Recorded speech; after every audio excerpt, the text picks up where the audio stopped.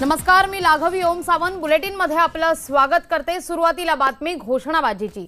आज सकाळी उत्तर मुंबई लोकसभेच्या उमेदवार उर्मिला मातोंडकर यांची बोरिवली स्थानकावर प्रचार यात्रा सुरू असताना गदारोळ झालाय। काही लोकांनी मोदी मोदी अशी घोषणाबाजी केली आणि यामुळे संतप्त काँग्रेस कार्यकर्त्यांनी घोषणा देणाऱ्या लोकांना मारहाण करण्यास सुरुवात केली आहे। दरम्यान या प्रकरणी पोलीस अधिक तपास करतायत। रेल्वे स्थानक प्रचार सुरू असताना हा सगळा प्रकार मात्र घडलेला आहे।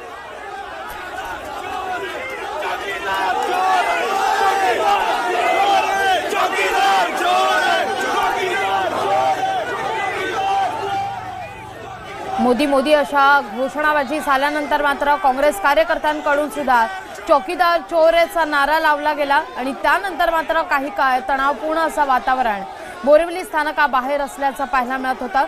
काँग्रेस कार्यकर्त्यांवर या संदर्भात मारहाणीचा आरोप आहे। पोलीस या संदर्भात अधिक तपास करतात।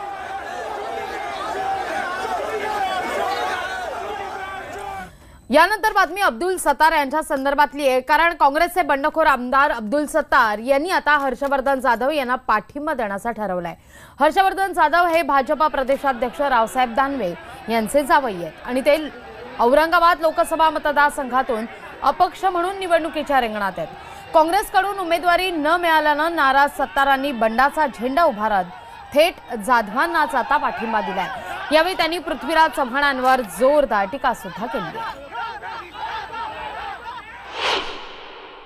हर्षवर्धन जाधव यांना आम्ही पाठिंबा जाहीर केलेला आहे। उद्यापासून ट्रैक्टर चालवणार। पृथ्वीराज चौहान हैंग हुआ लीडर है। वो हैंग वालों की बातें का उत्तर मैं दूं आपको? एक चौहान के बारे में बोल सकता है अशोकराव चौहान एक अच्छा आदमी है, इसके बारे में क्या बोलूं मैं?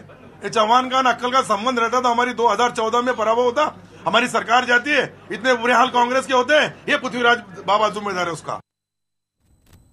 यानंतर थेट जाऊया प्रियंका गांधी यांची सध्या सभा सुरू आहे। त्या ठिकाणी के मार्ग से भटक जाता है उसको ये देश नहीं बख्शता, आपको भी नहीं बख्शेगा, क्योंकि आप भी सत्य के मार्ग से बहुत पहले भटक चुके हैं।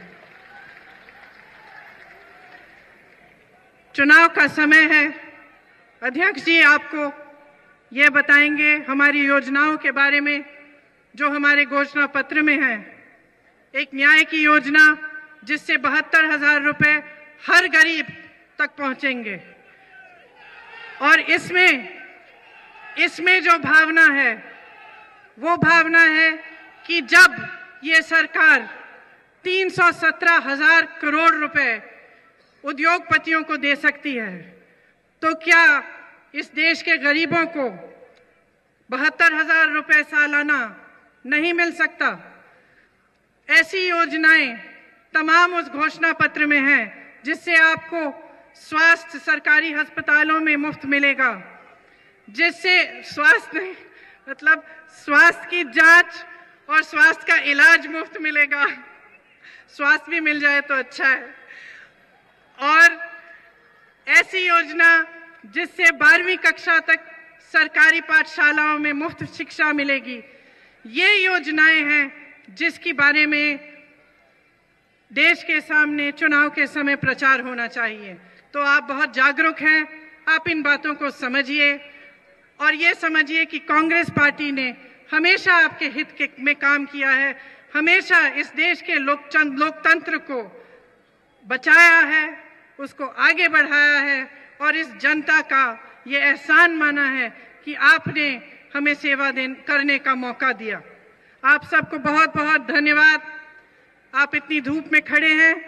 मैं अध्यक्ष महोदय श्री राहुल गांधी जी से आग्रह करती हूं कि आकर आपको संबोधित करें।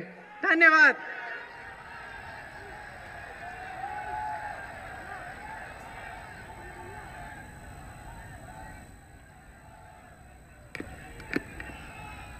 मंच पर आसीन यूपीतल्या फतेपूर सिकरी या ठिकाणी प्रियंका गांधी यांची नुकतीच सभा पार पडलेली आहे आणि यानंतर मात्र आता राहुल गांधी सत्ताधाऱ्यांवर नेमका काय निशाणा साधतात हे पाहणं सगळ्यात महत्त्वाचं असणार आहे, कारण राफेल प्रकरणी त्यांना नोटीस बजावण्यात आलेली आहे आणि या सगळ्या प्रकरणावर या नोटीसीला राहुल गांधी या जाहीर सभेच्या माध्यमातून काही उत्तर देणार का हे पाहणं सुद्धा औत्सुक्याचं ठरणार आहे, महत्त्वाचं ठरणार आहे।